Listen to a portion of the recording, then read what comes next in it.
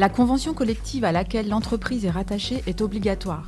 Elle regroupe les garanties collectives de la branche auxquelles ont droit les salariés. À défaut, la référence au Code du travail doit être indiquée pour les dispositions relatives à la durée des congés payés et la durée du préavis.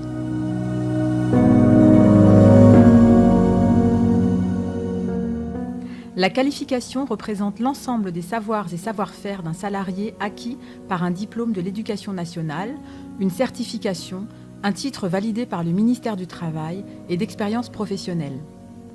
La qualification est individuelle. Elle varie pour chaque salarié, augmente avec l'expérience et ne devrait pas dépendre du poste occupé comme c'est parfois le cas. Elle permet au contraire au salarié de dire pourquoi il sait faire, pourquoi il sait apprendre à faire et même ce qu'il pourrait faire. La qualification ne se résume pas à une liste des compétences.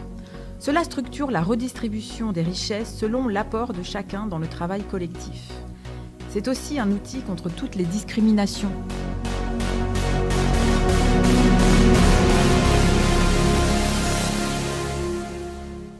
La classification dépend actuellement de votre catégorie.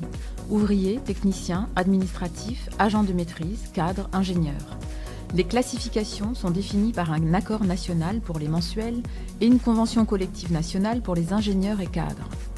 Elles permettent de hiérarchiser les qualifications entre elles par un classement, d'évaluer le rapport entre deux qualifications et donc entre deux salaires. Elles permettent de définir un salaire minimum pour chaque niveau. Ces coefficients sont également des éléments déterminants pour les cotisations aux caisses complémentaires retraite.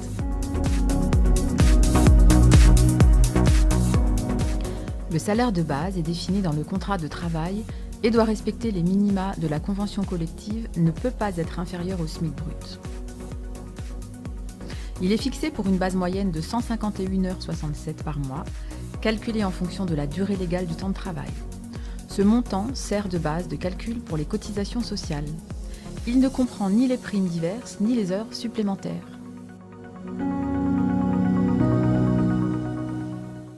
Les primes constituent un complément aléatoire au salaire de base. Elles sont prévues dans le contrat de travail selon l'accord de branche, la convention collective ou l'accord d'entreprise. Certaines sont liées à l'exécution du travail, primes, qualité, assiduité, rendement, sécurité, intéressement. D'autres au type de travail, pénibilité, risque, nuit, ou encore aux événements, primes de fin d'année, de naissance, etc.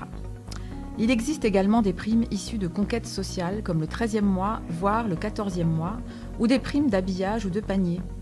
Dans la plupart des cas, elles expriment la volonté d'associer les salariés à des objectifs de productivité fixés par l'employeur. Elles participent à l'individualisation des salaires. Les heures supplémentaires sont toutes les heures accomplies au-delà de la durée hebdomadaire de travail, soit 35 heures. Ces heures sont majorées par le taux horaire, c'est-à-dire la rémunération à payer aux salariés pour une heure de travail et ou donne lieu à une contrepartie de repos.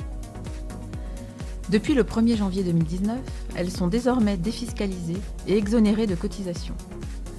Cette mesure, déjà mise en place précédemment, avait été abandonnée après la publication d'un rapport qui pointait le coût prohibitif pour les finances de l'État, alors que le nombre d'actifs sans emploi ne cesse de progresser. Les cotisations sociales sont une partie du salaire en retenue pour financer des prestations auxquelles les salariés ont droit et couvrent, de façon collective et solidaire, les risques inhérents aux événements de la vie, enfants, retraite, maladie, invalidité, chômage, etc. Elles sont artificiellement séparées en parts salariales et patronales, comme si l'une appartenait aux salariés et pas l'autre. En fait, elles font partie de notre salaire qui sont versées à un pot commun, la protection sociale. C'est donc du salaire indirect. Depuis le 1er janvier 2017, elles sont regroupées par type de risque santé, accident du travail et maladie professionnelle, retraite, famille, assurance chômage. La suppression de la mention de l'organisme auquel l'employeur verse les cotisations ne facilite pas les ouvertures de droits et encore moins leur traçabilité, comme par exemple pour la validation des congés maternité ou les droits découlant de la pénibilité du travail.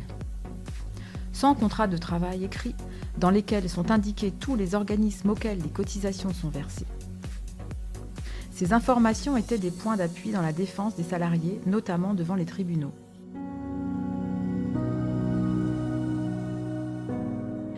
La CSG, contribution sociale généralisée, est un prélèvement obligatoire créé en 1991 pour financer le déficit de la sécurité sociale et, depuis 2018, l'assurance chômage, à la place des cotisations prélevées sur les salaires. C'est donc un impôt, mais il n'ouvre pas les droits aux prestations sociales. Les exonérations de cotisations sociales sont une baisse de salaire. Elles apparaissent sur le bulletin de paie à la demande de la CGT. L'État exonère de cotisations sociales tous les salaires inférieurs à 1,6 SMIC et jusqu'à 3,5 SMIC pour les cotisations patronales sur la famille. En 2016, cela représente 27,6 milliards d'euros de cotisations non rentrées pour les caisses de la sécurité sociale. Ces exonérations, qui ne sont plus financées par les entreprises, sont partiellement compensées par l'impôt. Le net fiscal imposable est le montant pris en compte pour le calcul de votre impôt sur le revenu.